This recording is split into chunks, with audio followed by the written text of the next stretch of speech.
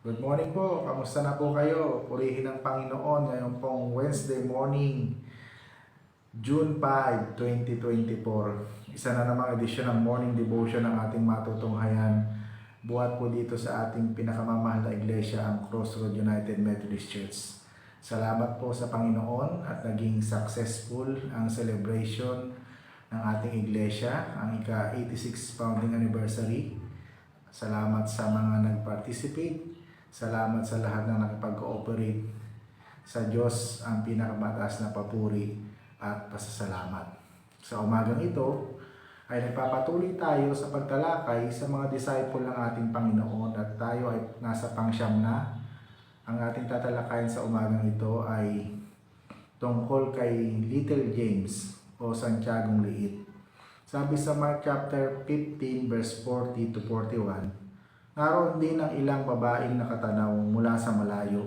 Kabilang sa kanila si Maria Magdalena, si Salome, at si Maria na ina ng nakababatang si Santiago at si Jose. Mula sa Galilea ay sumunod na sila at naglingkod kay Jesus. Naroon din ang iba pang mga babaeng kasama ni Jesus na pumunta sa Jerusalem. So, sa Mark chapter 15 verse 40 ay tinawag si Santiago na Santiagong Liit o Little James. Ayon kay John MacArthur Jr., tinawag siyang Santiagong Liit dahil siya ay pandak o kaya naman para ma-distinguish siya kay Santiagong kapatid ni Juan na mas malaki sa kanya. Mga kapatid, kahit na siya ay maliit, tinawag siya ni Jesus upang maging alagad. Para kay Jesus, ang kalakihan ng isang tao ay wala sa kanyang sukat kundi nasa kanyang commitment, sa kanyang dedikasyon. Hindi mahalaga sa Diyos ang postura at tindig. Ang mahalaga sa Diyos ay ang laman ng puso ng bawat tao. Kung maaalala natin sa Lumang Tipan, pinili ng mga Israelita si Saul bilang kanilang hari dahil sa kasisigan nito. Sa kabilang dako, pinili ng Diyos si David na maging hari ng Israel. Kahit na siya isang binatilyo, isang kabataan, dahil sa nilalaman ng kanyang puso. Maliit man si James o si Santiagong Liit, at tiningnan siya ng ating Panginoon bilang higante sa pananampalataya. Kahit kakaunti lamang ang ating kakayahan, maaari tayong magamit ng Panginoon sa kanyang mga gawain. Hindi importante sa Panginoon na marami tayong pinag-aralan. Mataas ang ating naabot.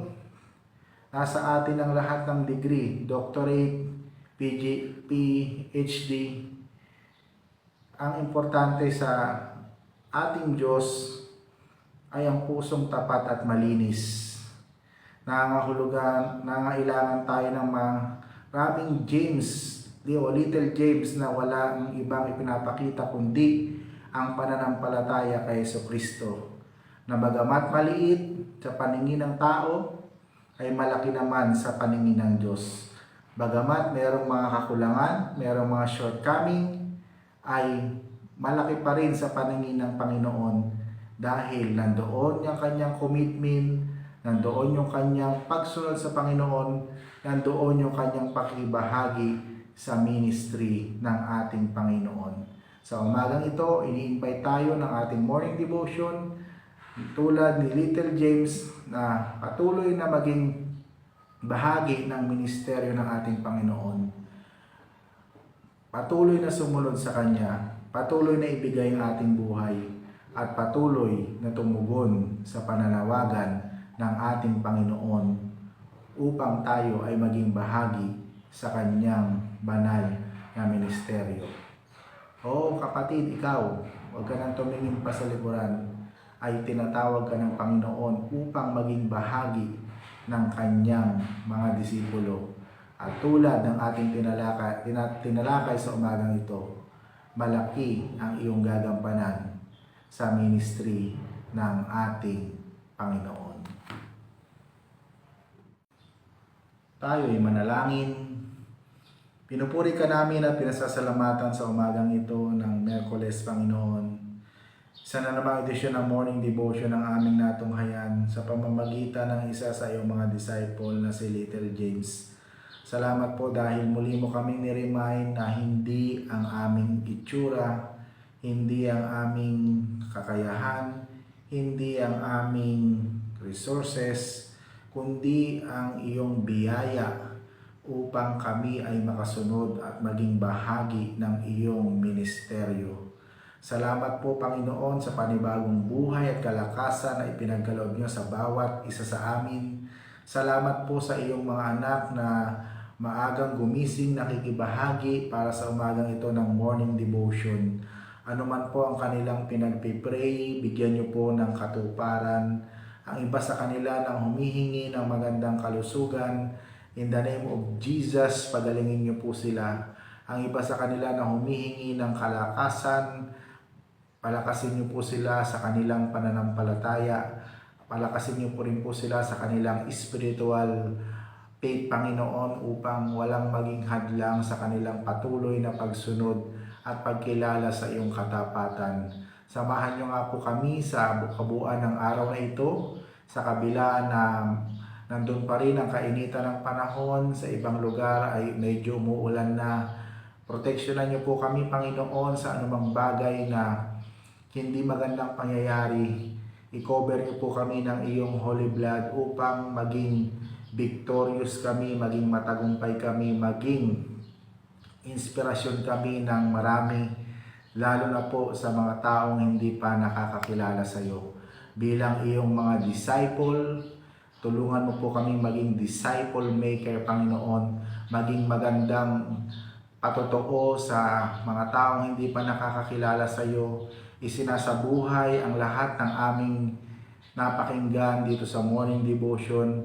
Ina-apply sa aming buhay ang aming mga napakinggang mga aral na nagmumula sa iyo, upang kami ay maging ilaw at asin ng sanglibutan, maging instrumento ng pagbabago at maranasan ng mga tao na kami nga ay iyong mga disciple.